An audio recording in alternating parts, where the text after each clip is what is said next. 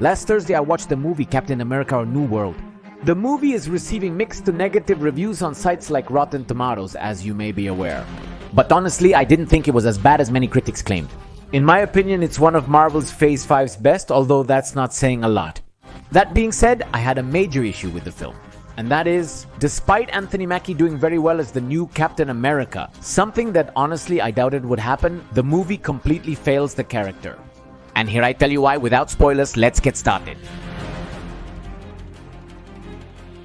In this movie, the world has already gotten used to the idea that Sam Wilson is the new Captain America. And we see it from the beginning, conducting missions with the United States government. If you didn't watch the Falcon and the Winter Soldier series narratively, you can easily pretend that Steve gave him the shield in this scene and then jump to this movie. But an African-American Captain America would be something that perhaps many people would not accept in real life. So it is worth taking a look at the Falcon and the Winter Soldier series to see how this whole process was, in which Sam and the world adapted to this change. Let's continue with the movie. The main conflict in the film centers around Tiamut, the celestial that was left half-formed in the Indian Ocean at the end of the Interternals, which is currently called the Celestial Island. A new metal called Adamantium was discovered, which is more resistant than vibranium.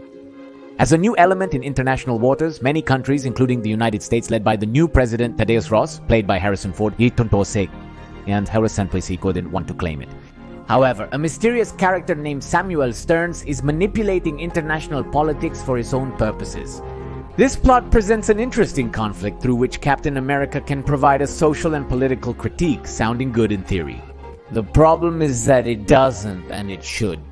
Because Captain America, despite his ultra-patriotic appearance, is actually a character that has been historically used to question the actions of the United States government and ask what its true values should be. As I explored in depth in my video after reading dozens of Captain America comics, here's the most important thing about understanding him. During World War II, he confronted Nazi ideals. In the Vietnam War, he confronted the corruption of his government. After 9/11, to the idea that the United States is also responsible for much of the world's violence. And in Civil War, he talks about a dilemma between freedom and security. I have a free infographic on my Instagram that covers each era of Captain America. After watching this video, check out my free infographics and videos that aren't uploaded here. The new Captain America movie is entertaining but misses the opportunity to provide a political or social critique. The United States and other nations are deliberating how to handle the adamantium discovered on Celestial Island. A plot that could have taken inspiration from the real world. Not because of a cosmic deity in our ocean, but due to the increased value placed on elements like coltan and lithium in recent years, which are used in manufacturing smartphones, electric cars, and more. This has led to abuses, with powerful nations exploiting poor countries, resulting in environmental damage, economic crises, and labor exploitation. It would have been intriguing to see the new Captain America questioning his willingness to back the US in these choices.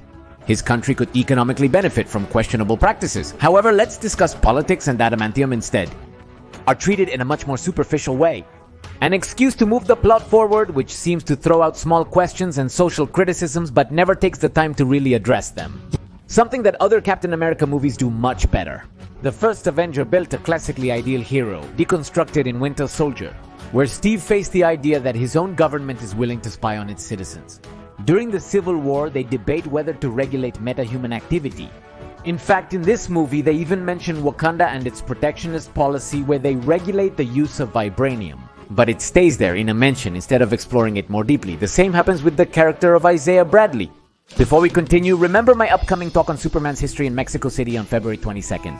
I will discuss the character's creation, his connection to solar deities, and his evolution over time, both in the comics and in the movies. There are a few tickets left, and as it is the weekend of love and friendship, I leave you in the description a special price if you buy 2 tickets. After the talk, we'll stay to socialize, chat, and take photos. I hope to see you there. Let's continue with the topic. Isaiah Bradley is a compelling comic book character that highlights the United States' double standard regarding super soldiers. While Steve Rogers was turned into a national hero, Isaiah was subjected to inhuman experiments and sent to prison for years. The film mentions Isaiah's characteristics but doesn't explore them deeply, using them only to advance the plot. It's a shame because despite his few scenes, a couple of them are quite emotional. Yes, they could have utilized the character and theme more effectively. The Falcon and the Winter Soldier series addressed the discrimination faced by Sam and Isaiah as successors to Steve Rogers. The downside is that the series also felt very superficial, not as much as here, but still. Especially because there were great chapters like this one where John Walker commits his crime with the shield. In the end, everything is resolved simply with an emotional yet not very specific speech by Sam Wilson. I find this generic speech to be one of the most infuriating things Marvel has done. Another wasted opportunity was the character Samuel Stearns, the comics leader, who is presented as having a particular hatred for President Ross. And he has the ability to measure the probabilities of certain situations happening or not, which is a great ability. It's as if he could mathematically predict the future and use those probabilities to his advantage to scheme his plans. But you never feel him as this criminal genius who is capable of surprising the heroes and the audience with an unexpected twist. I mean, do you remember what Heath Ledger did in The Dark Knight? How did he put everything together? A plan that involved being captured, recovering the mafia's money, and testing Batman's morality only to escape afterwards? Well, we don't see anything similar here. In fact, he even fails in several of his predictions. It's a shame because the movie has several good points, including Captain America himself. I'm not a big fan of Anthony Mackie. I feel he lacks the charisma to be the new Captain America. But in this movie, I did feel him as a worthy successor of the mantle. His action scenes are very creative and good. Since Sam doesn't try to be Steve Rogers, but manages to adapt the role of Captain America to his abilities and equipment, creatively combining the shield, wings, and Red Wing differently from Steve's usage. Similar treatment for the President, Ross, played by Harrison Ford. He really does a great job, and I also really enjoyed this political thriller mood, similar to what we saw in Winter Soldier. My problem is that they didn't go any further. And I think Captain America's stories work much better if they have a social discourse in the background. Because if not, they can feel empty. But all things considered, I don't think it's as bad as many people say. In fact, look, I never do this, but here's my personal ranking of Marvel's Phase 5, including the new Captain America movie. The Marvels ranks last. It's as terrible as it looks. Secret Invasion is in 8th place. It had the potential to tell a socially relevant story, but it ended up being boring despite Samuel L. Jackson. 7th.